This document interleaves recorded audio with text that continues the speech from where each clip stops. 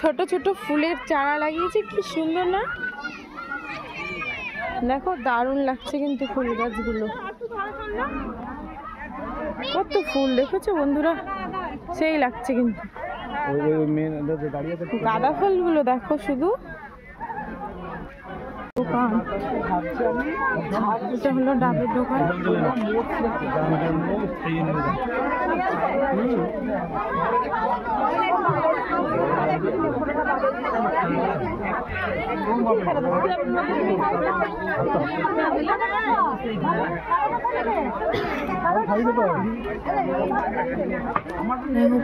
ভিড় ঠেলে চলে আসলাম নদীর পাশে।